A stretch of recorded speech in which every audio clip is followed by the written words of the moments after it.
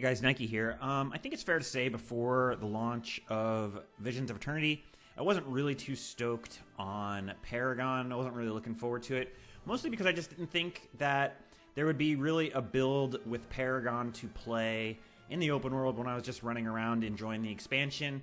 And that was mostly because, while it looked like there was a really good healing build and there was probably going to be like a group Alack DPS build, it didn't really appeal to me either of those options for open world, just casual, story and whatnot. But ANET did bail us out by adding a new relic, which we'll talk about, that sort of enables a build that is actually very satisfying to use in the open world. It's a build that does perma quickness, perma alack, decent might, fury uptime, and has a ton of CC. All of which is very, very good in the open world. Oh, and it has really good access to stability uptime, and it is very, very, very, very, very tanky. So, if that's the sort of thing that interests you, if you were looking for a Paragon build to play with, this is just sort of a first look, not a very refined guide, not going to be probably the final version that everyone ends up playing, but it is something that's going to get you in, get you hyped to play Paragon. So if that is the sort of thing that you're looking for and that interests you, stick around and we'll go over a brief guide for you. All right, so the gear, guys, is going to be mostly Berserker with Rune of the Scholar. We are going to have Assassin's pieces on chest, gloves, and legs. And then on our weapons, we're going to have Dagger, Mace, and Hammer. And on the Dagger, Force. On the Mace, Accuracy. And on the Hammer, we're going to go Force and Accuracy. And then all of our trinkets are going to be Berserkers. And then we are going to use Relic of the Pirate Queen to give us quickness. It's one of the new relics from the expansion. So basically the way this relic works is that whenever you CC someone with a 1 second cooldown, you get 5.5 seconds of quickness. With this build, that is essentially never a problem. We are going to stack up quite good quickness sustained, and it'll never be a problem that you'll have lack of quickness. And since the build is an alacrity build by default, we will have basically quickness and alacrity close to perma at all times in fights in the open world. So one other interesting thing about this relic is obviously if you're doing group content, this is not the ideal relic for you.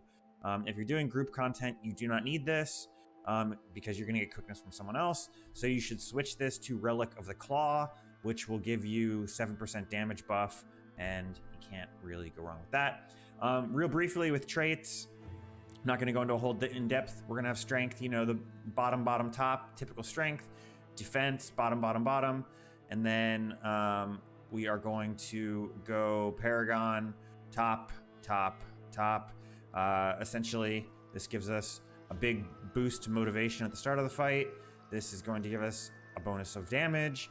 And then Feverish Pulse is where we're going to get our alacrity from. So all of that is pretty straightforward. Your heal skill is just how you're going to start the fight with enough adrenaline to do your dagger burst and your chant.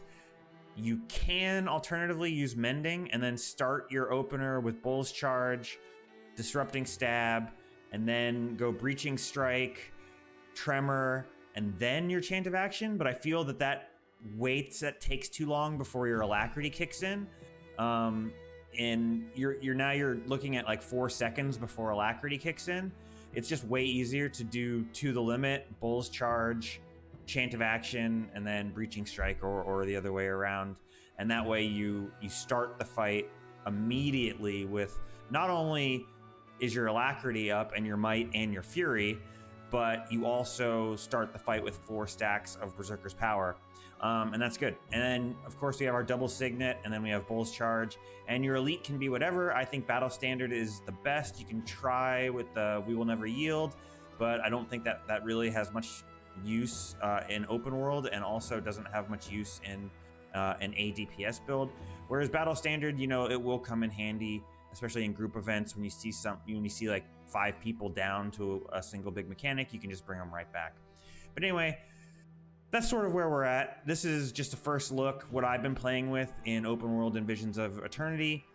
And I think it's a really great build for being solo and self-sufficient, just doing events, roaming the open world, trying to get collections done, etc., etc.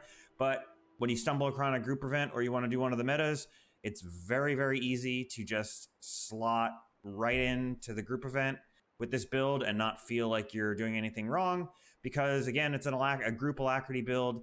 You're going to help people out. You're going to help yourself out. It's all good. And that's where we're at right now. First look. There'll be more refinement to come. I'm sure the rest of the community will be putting their heads together and coming out with some other cool stuff. But this is what I've got. And let me know in the comments below what you've been having success with, or if you've been playing anything like this.